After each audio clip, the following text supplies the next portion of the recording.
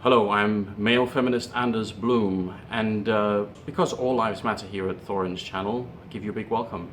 This is another edition of my monthly video AMA for my patrons. If you go to my Patreon campaign down in the description box below, if you donate $10 or more, you can ask me a question to potentially be featured in this particular series. I don't necessarily ask or answer all the questions, but to be honest, at the moment, there's usually a reasonable amount, and so I do. Just as a little note, as I always say, if someone at the time of making their question has pledged but not yet paid, because in the old Patreon system, it only ever charged you at the beginning of the month, not during a month when you charged, and I've actually kept that setting, then I'll actually save your question for the next month, and as long as the pledge goes through, I'll just ask it in the next one, most likely. So Andreas Stensig says, it's been mentioned in several... Oh, by the way, and I will do these more often. Like, I do them once a month, but I should get them out a bit quicker, I think, in future. It's been mentioned in several of your videos that one of the unique aspects of esports is that the games are IPs owned by companies and licensed to tournament organizations.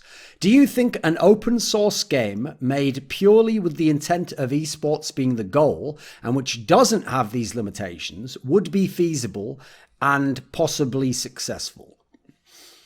Yes, it would. The main issue I see with that, though, is that at the moment, all the incentive for a game developer is to make the game your IP, and then if it has success as an esports game, to control the esports side, to make money for yourself. If it's famous of a game like League of Legends, to use the game primarily as a marketing tool for the esports side of the game, as a marketing tool for the game itself, hence why we had such a topsy-turvy approach to esports in the LCS for so many years, no big sponsors, teams even being denied having certain sponsorships. So I do think in a world in which somehow we were all trying to think, what's the best way to make a very healthy, open, free market system for an esports game into which many types of companies and tournament organization strategies and broadcast right distribution systems could be set up to all compete, make a very healthy ecosystem, but also make one that was very competitive, that was driven by innovation, trying to make the best of production, the best of tournaments, the best of teams, players, competition. Yes, I think you would probably want the game to be open source, therefore to sidestep the whole IP rights aspect and have the IP rights holder of the game dev not come in as a kind of tyrant, and whether with a soft light touch like Valve or an iron fist like Riot or Blizzard to take over the scene and potentially hijack or short circuit everyone else's efforts. Problem with that being, one of the ways that these companies were able to get into position to constantly manage their IP and enforce things with tournament organizers is that in the days of, let's talk about like 2011 to 2013, game developers came in and said, I'll put the prize purse up for this tournament, but it's my game, it's my IP rights, etc. Once it had been built up that way. In the past, they didn't care about esports, and therefore it was as good as if it was an open source scene, because then anyone who wanted to run tournaments could, they could run them in any way they wanted, because it was on them to get the sponsors, on them to organize it. They didn't have to get any sort of a license from the company. It wasn't a thing back then. So the main issue I see is that if you make an open source game, first of all, you got to figure out a method by which you're going to actually make money from that game. If you can now make money from that game, how are you going to get your game to be a big esports game? Are you going to fund the esports side of it? In which case, from day one, you're going to need an esports element that itself is probably funded by the players of your game. And therefore, people want to host tournaments for it because it's got a grassroots base that's big enough. But also, you can contribute some of the money perhaps towards running some tournaments. These are some of the issues we have here. So it certainly is a model that could work. There's a reason it hasn't so far, and I can't think of a single game which meets these particular criteria, open source, like let anyone do it, built with esports in mind. You've also got to add in practically every really good esports game at the moment, really successful one, wasn't built as an esports game. The esports side of it, even if it was a multiplayer game, was a secondary consideration or even tacked on at the very end. So I agree with the principle. I think it would be fabulous if it could be done. If I had to design some sort of an esports utopia, I think this would probably be the system. I just don't really see it being the way it's going to go, especially because I don't think game devs themselves are incentivized to do this. I think you'd have to have some sort of a community effort of the right people come together who had certain visionaries funding them, backing them to start the project off. And even then, who knows if it would be a successful game? If people would actually enjoy playing it, perhaps it would end up being like pro mode in something like Quake. Ame222 says, what players would you include in a Swedish team to make Sweden contend for titles and the #1 spot in the world again? He then suggests Golden, Forest, Crims, Draken, and Flusher. So the big issue I have here is where he started with, which is with the in-game leader, because right now, that's where I'm actually very lost, is I don't really know where you go with an in-game leader. And since we're trying to make this an all-Swedish team, I can't cheat and just take in-game leaders from Denmark and tell them you're just going to speak English or learn Swedish or whatever. So if I'm going with people who are going to be the in-game leader, that's very, very tough, because part of me wants to cheat and just say bring threat back to activity, but everyone I know who's played with him tells me he really is way too bad individually to be even that aspect of in-game leader. So who's really left in the Swedish scene? Golden, Exist, Lekro apparently in NIP, Freddy B, if you want to go with the Epsilon route, now in Godsent / Red Reserve actually. Who else could we go with? So yeah, my big problem there is I don't really like any of the established ones. I've heard a few things about Golden that turns me off a little bit. The fact that all these veteran players don't want to play with them is a little bit concerning. See, I feel like the best approach right now for Sweden, if you look at them historically and where they are in terms of who the good players are, is probably something of a loose calling style. But I just think Exist is such a flawed in-game leader in some senses that I personally can't really vouch for him. So I don't know, maybe we go with Freddy B. Maybe we try out someone who hasn't had as much top-level experience, but we're going to give them a shot. Yeah, that's a tough one, isn't it? Beyond that, let's say we're going to put Freddy B here for some reason. Now let's look at the other players. So he's picked out Forest, Crims, Drake, and Flusher. I'm definitely not picking Draken. People who know Draken know I'm not a fan of the Draken / Mertz / Chris J / who else would even fit in a Shazam style of like, I flick and repeat 70 times on one angle and hit a totally nutty 45-degree shot, but miss the two simple shots onto a guy passing in front of my crosshair that traditional AWPers hit, and therefore you can build your game around them. Not a fan of that style of AWPer. So I've got to say, I wouldn't be picking Draken. In terms of the others, this is tough because I feel like the guy who underwhelms me the most in the Swedish scene is probably at the moment Dennis, because I know he was messing around with being an in-game leader for a while in NIP, but when I've gone and I've watched a lot of his POVs, he's just a really good player. Like, I feel like he should be getting a lot more out of him. I don't know what it is about the style of that team or the personnel of NIP, but they don't get enough out of that guy. So I would have Dennis immediately. He's got a great skill set. I love his confidence as well. I think he's a guy who genuinely is confident, has like a healthy arrogance about himself as a player. That might have held him back as a player. Perhaps he puts himself in the wrong role as a result, or thinks he can just run the same things over and over again. I'm not sure. I'd have to know more as a person. So I think I'd put in Dennis here. In terms of the other players, yes, I'm going to take Crims immediately. Fantastic all-around game. Frag's like a star player at the moment. We've already got some great pieces in Dennis and Crims at the moment. Beyond that, I mean, technically, if I'm allowed to pick any Swedish players, why can't I pick Olofmeister, right? I mean, he's out there. He's available. But as much as I've heard great things about Olofmeister and FaZe, I do think his days as a star player have somewhat sailed. I actually think in this particular team, I won't include him. Instead, I think I will take Forest.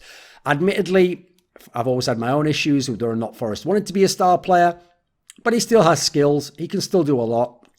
I actually feel like counterbalancing him against players like Dennis and Crims, who are, I think, a little bit more reliable in terms of playing style. I think this is a pretty solid lineup already.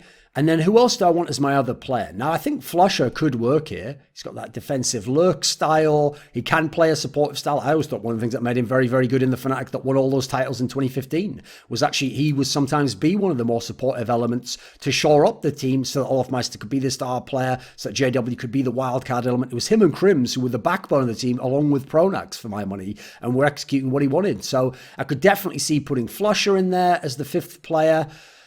Who else have we got available? It's been too long for Get Right at the moment. I'm not really a believer at the moment. Lecro has skills, but I still haven't seen where his direction's going as a player. I don't feel as though JW currently fits the current meta. Wouldn't really want him in this squad.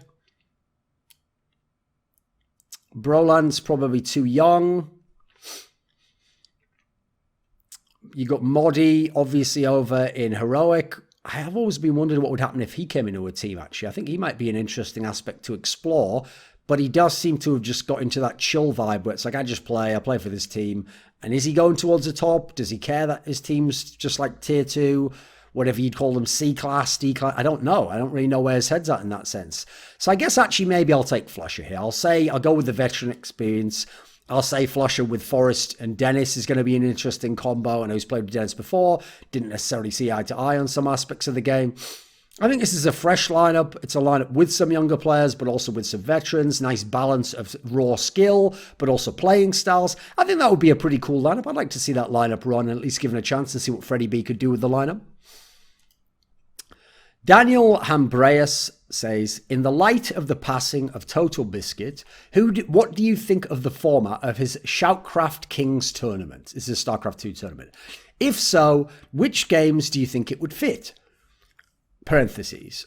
In case you do not know the format, it's a King of the Hill system with the winner of each match getting paid per win. Losers are out of the tournament. The host of the show chooses the challenger to the king from the pool of players left without losses. So the main issue I have with this format is I think the only game it does work in is StarCraft 2. Like, first of all, I personally am not very interested in show matches, which this is kind of what this is. I know it's winner stays on like Arcade Star, but it ends up just being a show match. Then you've got to add in that in StarCraft 2 it worked because players don't qualify for every tournament. Therefore, there's a lot of turnover of players not going to tournaments and sat at home for a few weeks. Players day to day want to win some prize money, win some money, and have a chance to actually like further their career in that sense. They can't be guaranteed as much money in salary or prize money from tournaments. And so I think in StarCraft, it just worked a lot more. And I know a lot of the Koreans competed because their scene was very depleted for money and sponsors and opportunities to win prize money. And internet was much less of a factor in StarCraft 2, ping. The problem is, in Counter-Strike, there's way too many tournaments already, so you're not going to get the top teams to play. In Dota, likewise, amazing open circuit, not going to get teams to play. In League of Legends, people are already playing in LCS, probably wouldn't even be eligible to play in this, so you'd get the secondary levels of talent. So actually, I don't really see what tournament this would work in. I never personally found it a very interesting format. For some people, it worked. For more casual fans, perhaps it worked. I prefer just tournaments, quite frankly. A proper open tournament, 3 to 7 days. That's typically what I like to watch. Jerky's Minion, one of my top donators, says, how would you go about determining the best player of the year? He's talking about CSGO here. I had this discussion last night with several people and it made me think and thus wondered, pondering about how you would go about this. Okay, so the way, I assume he means like generally, not like literally who I would determine as the player of the year. So in terms of how I would go about it personally, this is kind of like MVP, but for the whole year.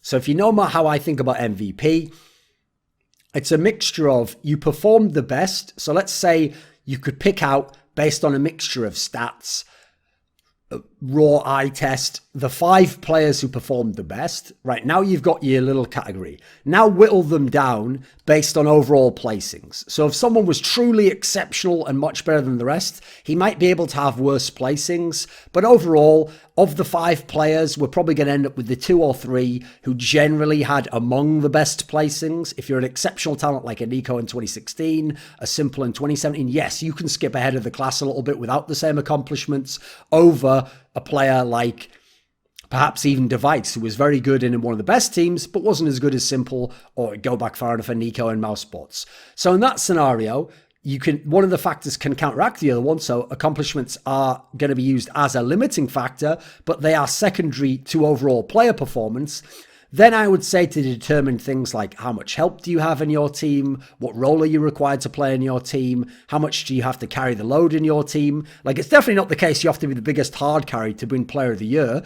But if you're not the biggest hard carry, I think you should have an incredibly large impact on your team. So for example, Olaf was arguably the biggest carrier 2015, bearing in mind Kenny S cooled off, but it was actually more his raw impact on the game and his insane ability to have mad influence on the style and the actual raw T-side strengths of Fnatic that I think made him such a dominant player and such a clear candidate for Player of the Year that year. So I think there's a lot you can determine there. I think generally role players, supportive players aren't going to be considered for this no matter how good their team is. I think we're talking about star players, best players in teams, and then using other criteria to contrast them off the raw eye test, off great matches we've seen, and then use things like accomplishments, like stats, to start to whittle down how do we contrast and decide between 2 or 3 amazing players who had godlike years. Spoonfed 89 says, if you were allowed to play God with the CSGO calendar, how would you structure the team in terms of tournament schedule and circuit? Would you include any online leagues as part of it? Yes, I would include online leagues as part of it. The problem I have here is that the online leagues at the moment make up so much of how teams are able to sell their sponsorships, how they're able to market and therefore get the money to be able to pay these outrageous inflated salaries, which even then, I'm not sure teams, organizations are actually making enough money. And then you've seen from tournament organizers having to sell broadcast rights and try and mess around with that they're also trying to make money. So at the moment, I don't really know how much that works. What I might do is this. I might say something like, since I'm playing God and I can take people's businesses and fuck with them apparently, I'm going to say I'll make one online league. It might be EPL, might be ECS, might be something new. Whatever the online league is, it's going to run for 2 or 3 seasons in a year, but with nice off-season. So it's only ever going to run for, say, 2 months at a time. Now it's going to have an off-season of 2 to 3 months, then 2 months, then off-season 2 to 3 months. It's going to be like that throughout the year. It's going to lead into a LAN finals. But all in all, I'm going to make one so that one league hopefully can get most of the online viewership. Teams can still be guaranteed a certain level of exposure. And you can hopefully get a lot of sponsorship for that because there's not clashing leagues which are taking away viewers from each other. Now, in terms of how I'd structure the rest of the circuit, I would like it to be structured around the concept of the majors. So I'd like it, if we're going to have 2 majors, have them always set around a certain period of time and then allow tournament organizers to build their circuit into that. And I would hope in the future we'd have a circuit point system to get the top 8, 12 teams for the major, and then the other 4 slots, say, or 10 slots, be open qualification. And therefore, you would compete at certain tournaments, not just for the prestige or because you want to win that prize money, but because it's worth a certain amount of points and you want to guarantee that you bump your placing up so that you qualify for the major and we don't have teams failing to make the major. I could go in a lot more detail there, but I think that's pretty nice broad strokes and you can see how I hope it would improve the circuit. I also would like, if we have a period of time after majors, because another aspect is I only ever want a new map to come in right after a major and it to be announced in advance so people know it's the last go around for that map. Finally, if you're going to do fun tournaments, do them just after the major. Do them just after a player break. Do one where, as I referenced before, I'm like a god and I decide all the matchups like fucking Vince McMahon or Dana White or whatever. But do those ones where they're more throwaway and it's not as big a deal. I would still leave it very free market, very open, let people run different tournament formats, which I like to watch the different ones, see how people compete in them. TMV23 says, one aspect in esports I really appreciate is that unlike in most traditional sports, you choose your own nickname instead of competing under your real life name. Could you give us a small selection of nicknames of pros that you find outstanding, for example, because they are creative, ambiguous, or well-fitting? Okay, so we'll go with a few of these. I mean, again, I also personally like to have aliases like this. I think I once wrote a column on this topic because I think it allows you to create a new persona for yourself. It allows you to represent yourself around something you chose. Your family didn't choose it. Your culture didn't choose it. Also, it's something distinct from who you were as a person in real life before you became a gamer. Therefore, you can create a new persona around it. And I think it makes you less of a mundane individual on the real world plane of the physical realm and more of a mythic character who your legendary exploits in the server then become associated with that name more than who you are as a pleb in real life. So one thing I'll say is it's a little bit unfair because the more legendary you are as a player, the more it makes your name sound cool. So for example, a player like Get Right, a player like Cooler, a player like Stork. These are amazing names that sound baller as fuck and represent so many cool qualities just because those players did. On their own, they're a bit goofy as names. They're a bit silly. They're somewhat like what like a child might choose, and they're not really that cool. But they are cool if you are from esports because they don't represent what the word would in a normal sense. They represent what that player was able to do. So in terms of picking out some that are creative, I think probably Executor, Xeqtr from Norway is it's a very creative way to spell that. It was very aesthetically pleasing. It had the capital first letter, capital last letter. It narrowed down the name a lot, which is a classic way you do with aliases. It's very unique. No one else had that. Also, he was someone who, especially later in his career, became someone who mastered tactics and running a tactical system and being an in-game leader and calling from a playbook. So it even fit his personality by the end and what his strengths were. So I think that's a pretty cool one. In terms of some that I think, I mean, a good ambiguous one would be Flash. Now, that's a cool name anyway. Obviously, there's the DC Comics character, who's a pretty cool character. But I think what's great about that is it's just like it's a verb, isn't it? Well, it's not really in this sense. I mean, you could have it as a verb, but it sounds just like Flash. Oh, that's a kind of what does that mean? But then you add in what like the StarCraft player was able to do with it. I think it's got enough legs with it. It's ambiguous enough that you could insert a lot into that. And funnily enough, he wasn't a player who had like lightning fast APM or crazy micro. So it doesn't even necessarily fit in that sense. But I don't know, maybe you could say he was like a flash drive. He just instantly came up with the new strategy, adaptation, what to do, could immediately execute it. In terms of well-fitting, I guess the Executor one already fit that to some degree. What else would I say? Who else is pretty good? Savior. I mean, people won't realize it, but he was obviously the savior of the Zerg race. He changed so much about the game, won so many ZVT matches when it was an unfavorable matchup, really changed how macro Zerg was played. I think that's a pretty great one. I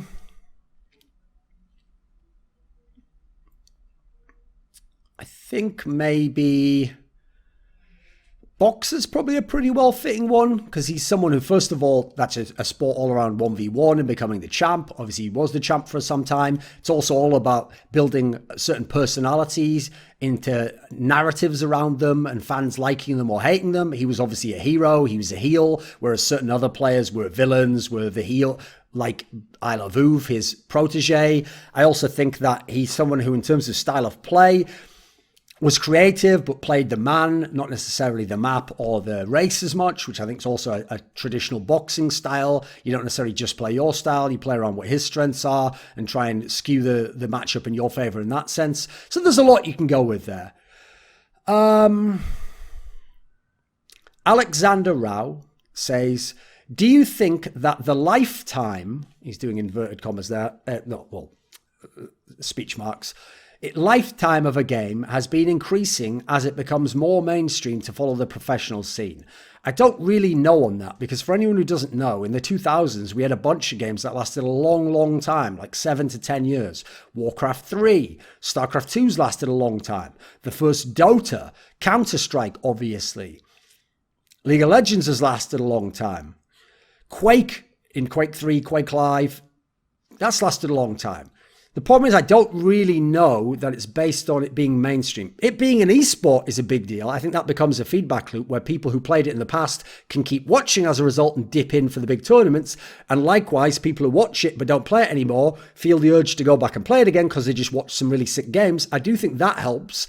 But I also think that it's both aspects. First of all, it has to maintain a certain viewership level. If it doesn't, then it's just going to die out as a game, both casually and obviously in esport. But also, if it dies out as a player base, then it's not going to have the raw numbers to be able not necessarily to generate the viewers, but to be able to generate interest from the game dev and therefore tournament organizers, and they might artificially kill it like they did CS 1.6 anyway. So I think there's a lot more arbitrary factors, unfortunately, and then a lot more like social phenomenon aspects of like, is it snowballing as a game? Is it dying as a game? These are aspects that no one can really determine, and I don't know that you can set up the factors which necessarily spawn them. So it's always tough to say on that one. I don't yet know if we can artificially extend the lifespan of games, or if they have some natural phenomena that if we observe will tell us that a game will last a long time. Thompson says, if you could control the path of professional CSGO, where would you take it?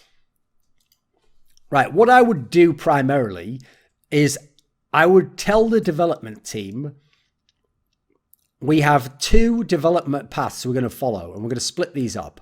One, I want people to be consistently developing new competitive maps and then tweaking them and then putting them into lower level competition initially so we can observe some of the flaws of the map, and then introduce them after each major to the major pool, and we'll start to get a more healthy ecosystem of map turnover and introduce new battlegrounds, because that can be a way to spice up the scene, to add fresh elements to the scene, to still have some qualities of the past scene that remain the same, but to make different aspects. I would also put an emphasis within the map design on making it a bit more like tennis, where there are more drastic and distinct elements to the map that mean that one style is favored over another, and all styles can still play them, but as a result it becomes like you have strong players on clay, you have strong players on the hard courts, you have players who are just good on grass courts. I would like that aspect to be kind of cool, because then the teams that are dominant and win on everything, we know they're even better. Finally, I would tell the development team to make the majority of decisions based around introducing more possibility for individual skill to impact the game. So less weapons with RNG, weapons that perhaps become harder to use, but if you have a higher skill cap, you can use them in a more difficult way and accomplish more with it and have more individual impact, because that combined with taking away some of the RNG, I think will naturally lead to a more tactical scene, but then one in which individual players can also be truly godlike the way they are in sports like the NBA, like football, and have more individual overall influence on a game.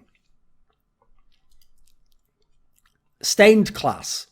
What are your initial thoughts / impressions on the announcement of Overwatch League on ESPN / Disney? I don't really see what the point is. It's positive in as much as it shows that there's interest from those networks, but I also, as I've pointed out many times, I'm a bit cynical, and I don't think it's that they're interested in esports as much as they're on a sinking ship and they're desperately looking for another ship to jump to. And so they see esports as like the new sport, and it's the sport for young people, and it's a sport for a different generation and the demographic who want to market to. And so they're trying to branch out into that, to diversify their portfolio, to give themselves a chance to swing from one branch to another if the other one starts to break. I feel like these are more what's going on. The big flaw I see is that since the majority of people aren't watching their channel and are watching online, I don't know how you're going to get the online audience to stop watching online and go to your channel. So I don't see how you get more viewers. And is your current audience on your channel going to watch this instead? I also don't think so. So personally, I think it's a deal actually made for nobody. That's why I think E-League hasn't been crazy successful with numbers.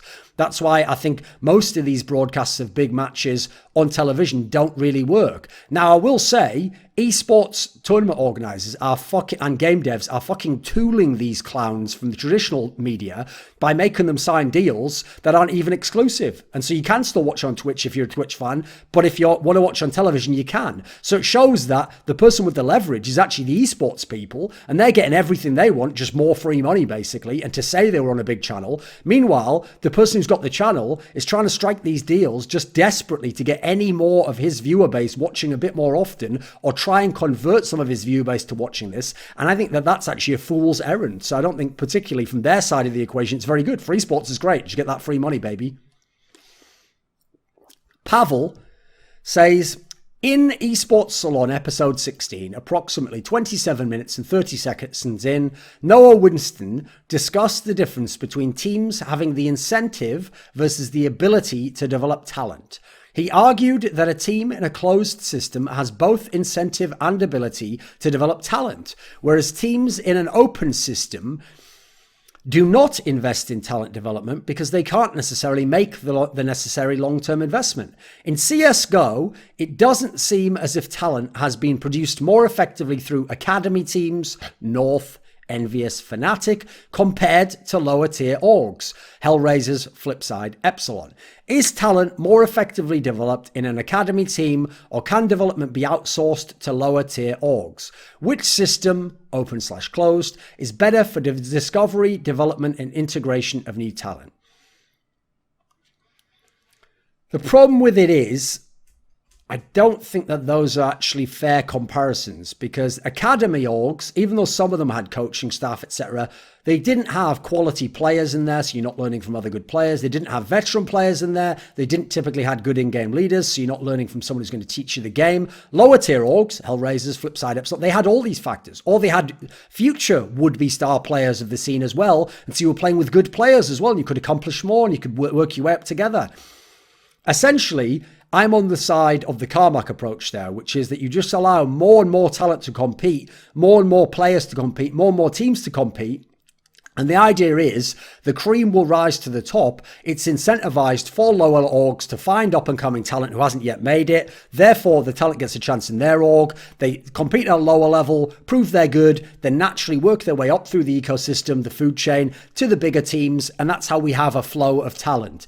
And teams that are lower tier teams have to make really crazy, shrewd moves to move up as an overall squad and therefore get out of their bracket of the food chain, as it were. Now, in terms of developing talent otherwise, I just haven't, beyond a few Korean teams, and even then those subs tended to work only in those teams, I haven't seen a lot of talent development, quite frankly. So I've yet to see that the closed system actually works. I'm very skeptical of it personally. Jake Rizika says, in previous videos looking back at Fnatic, I think the most recent one was when the Godsent split happened. You discussed how it seemed Khan had learned from 1.6 to stay with the star players versus keeping the in-game leader. Do you still think that is the correct move for teams? It's definitely the case that you are more likely to win with a star player over an in-game leader, but it seems like having a top in-game leader can last longer at a high level, top 10, than a team with only a star player.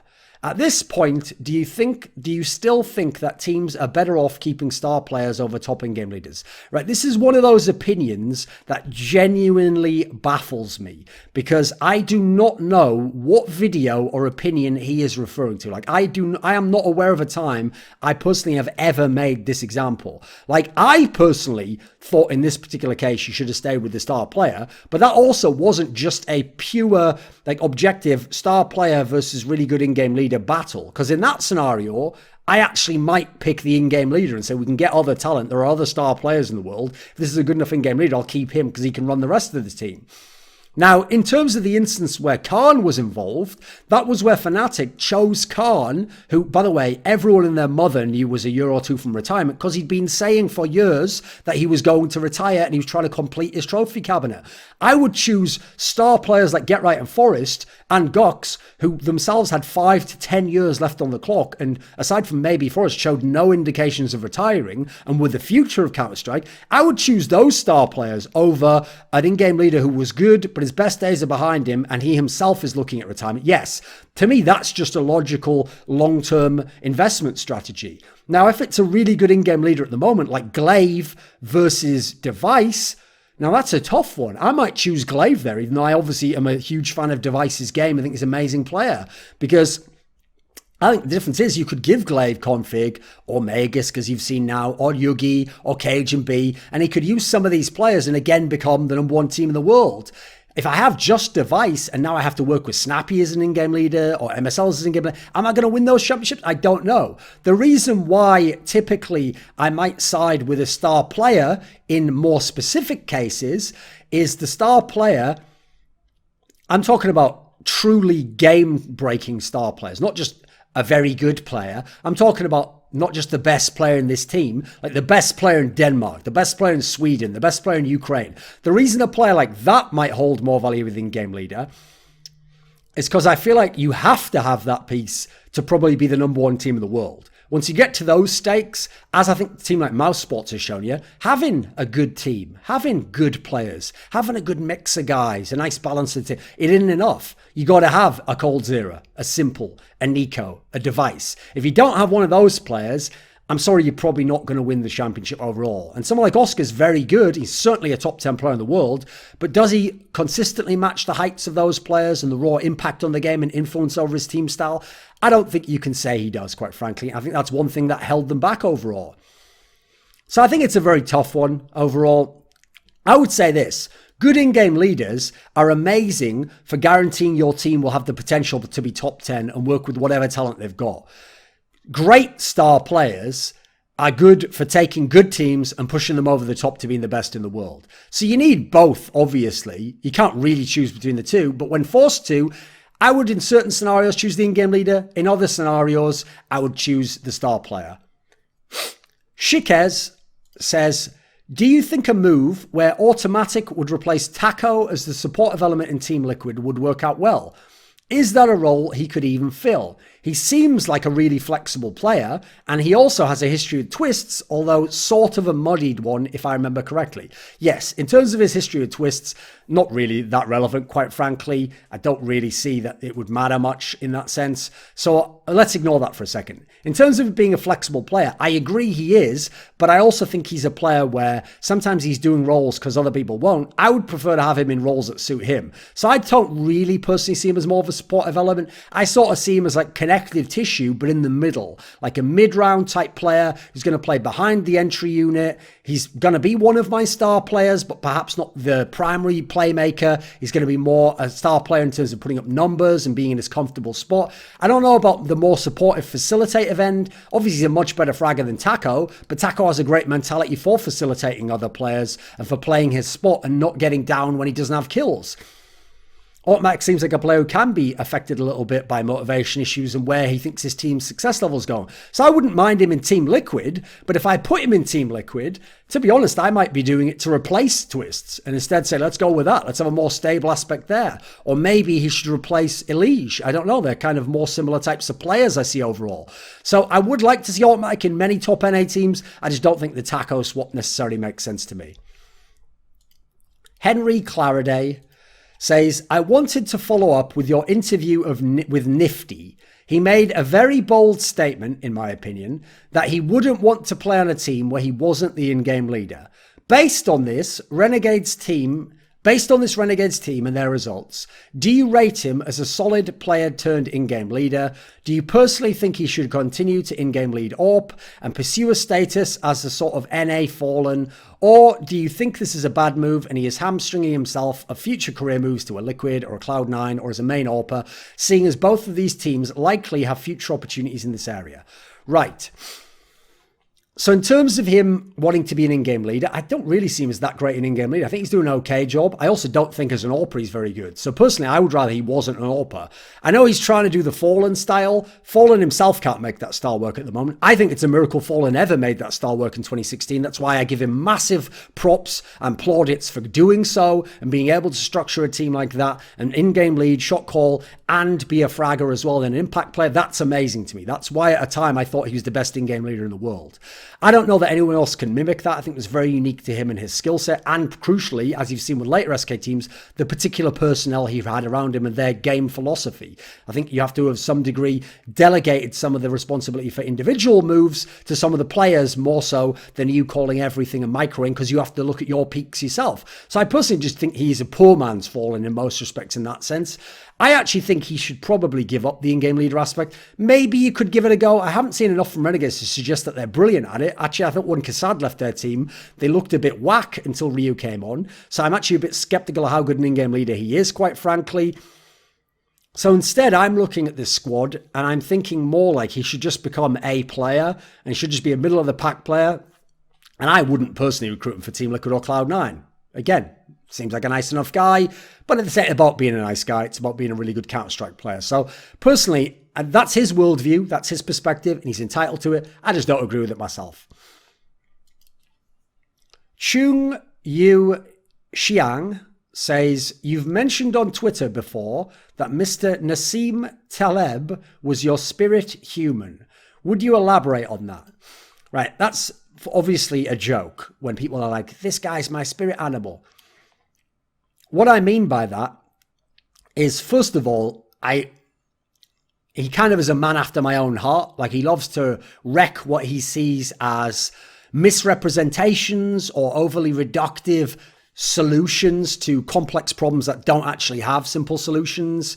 He doesn't seem to like people who pretend to have more knowledge in an area than they do, or more importantly, epistemologically actually could have. I mean, no one can be an expert entirely on an economy, for example, and know exactly what the solution to climate change is. These are just facts. You absolutely cannot be someone who knows all those aspects. There's too many variables, too much research, too many aspects to those particular fields that no one person can do it all in that respect and present themselves as an expert. He also tends to have quite a harsh style to criticize people and to shut them down when he thinks they're full of shit, which again, I also buy into. I don't think you have to have enforced politeness necessarily, or that if someone's disregards what you say, that you have to be like, no, I politely disagree with you. No, I think you can tell them fuck off, quite frankly. And who are they? That's a great question to ask, right? Who the fuck are they?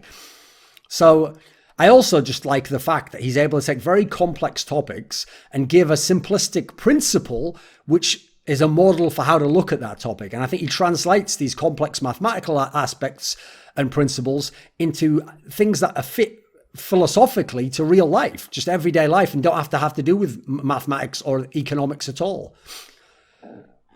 Let's have a look. Soul says, who and why do you rate highest in the most recent nominees for the Esports Journalist of the Year awards, excluding yourself? I rate you the highest, but I would like to know what you think about the nominees. Right, this year is a really mixed bag because a lot of the people who objectively are the best journalists in traditional senses, and I subjectively would pick as my favorite journalists, haven't been as active in the scene. Kelsey Moser, Richard Lewis. Therefore, it's going to be a lot harder for them to win, and a lot of people wouldn't vote for them. Now, I still think Richard's done a decent amount of journalistic stuff. Kelsey's done some stuff. She's done a show with me. Okay, not as great as last year's. If she was going to win, sadly, it probably should have been last year or the year before. It's tough to go with this year. I'm trying to think who I would actually pick. I mean, I think Stucci might be a decent one. Remember, journalist doesn't just cover investigative journalist or news post writer. Stucci's done a massive amount of work. He's done a great job crafting narratives. I think you've got to look at someone like Emily Rand. Sure, her work doesn't necessarily pop off as much as some other people's, but it's very in-depth. She has a coherent perspective on the game. She does her homework. She covers a lot of regions. She really is an expert in many, many different regions within one game where so few people are. I think she's a pretty good shout. Yeah, it's a tough one, that one. I don't really know. I guess those are my kind of picks at the moment. Peter Corduan, do you think constantly changing metas are a disadvantage for esports versus traditional sports? They are and they aren't. The reason they aren't is because most esports, no matter how big they get as esports, no matter how much money can be made from them as esports, still currently are marketing tools to get people into playing the casual side of the game, to keep people playing the casual side of the game, to bring in people's friends to the casual side of the game, to show off the casual side of the game. And as long as they're marketing tools like that, you probably do need to keep changing the meta and spicing things up and having a great turnover of champions, heroes, styles, gun strengths, maps, in order to keep it fresh for the most casual of plebs to play the game and enjoy the game, and therefore the esports side to still be healthy enough to continue.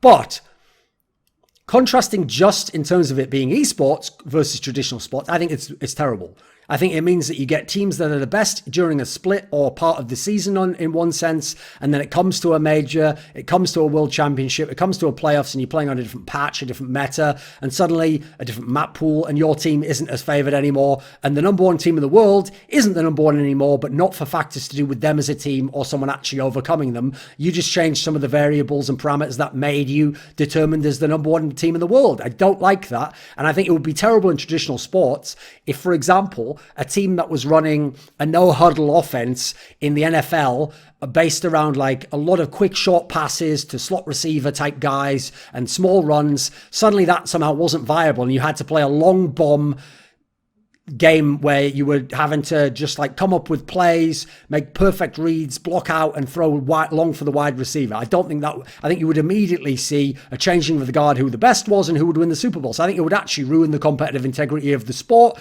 And as a result, I think it already does in esports, quite frankly, and I'm not a fan of it. So I would prefer slow, gradual, small incremental changes to the meta that allows smooth transition, doesn't mean anything gets too powerful, too weak, allows a nice wide toolkit for people to use, and therefore you're gradually adapting, but in a way which still allows a lot of freedom for the top teams to adapt and find their groove in the game, not just get thrown overnight for a loop like an Overwatch, League of Legends, to a degree with the map pool. I think the map pool made a straw. It's way stronger in CSGO than otherwise it would be if it was the same overall meta for an entire year going into the major, because I do think traditional sports has that over something like CSGO, League of Legends, and Overwatch, particularly those last two. Imagine a game, I mean, Roger Federer is just good at tennis, so he can be good at tennis forever as long as his body and mind maintains that. Imagine if overnight there were only clay courts. And even though he at times has been a very good clay court player, he is a much better grass player and a phenomenal hard court player. And by the way, a godlike indoor court player, carpet player, but there just aren't enough carpet in indoor tournaments. So I think if it was only clay court tournaments, you'd see a lot less good performances from Federer. So I wouldn't like that for traditional sports, and I don't like that it's part of esports. Right, the last question is from Hands on Keyboard, and he says, in a lot of esports titles, the most skilled player, mechanically, tend to never ascend to the status of greatest of all time in any titles they play, and tend to fall short to those with a more well-rounded game. For example, Neo over Forest, Get Right and Olofmeister over Nico and Simple, Flash over Nada, July. What are your thoughts on this, or are there examples I'm ignorant of? I would generally agree with you. I mean, I would say, first of all, in terms of Counter-Strike, there's an unfair element there, which is that, first of all, Nico and Simple haven't had as long as Get Right and Olofmeister, and actually, I think both of those are really obvious candidates who I could see going on to be greatest of all time candidates and superseding Olofmeister and Get Right. I think they've got a very good chance to do so. Then you've got to factor in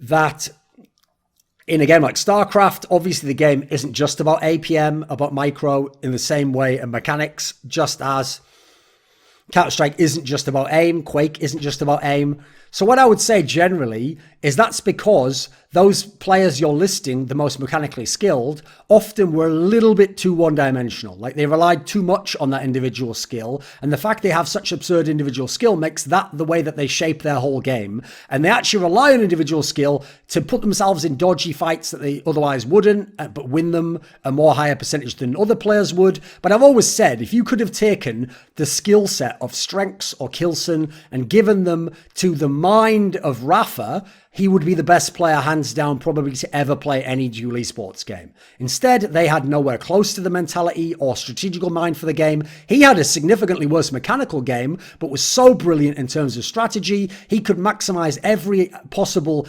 edge or little nook and cranny in the game he could find, whereas they actually famously couldn't do that and relied too much on individual skill, and therefore would get shut down by either the cerebral players, the Kulos, the Rafas of the world, or the incredibly strong individual players, the Avec, Cypher, and Evil of the world, who had as much individual skill as them, but also more of an all-round game, and if not a great strategical understanding, because someone like Avec didn't necessarily have one, their own set style that has its own coherent style within it, and understanding of flowchart of counters and what you do next, and how to play best to your style, even if not necessarily the most plus EV. efficient style possible in the game.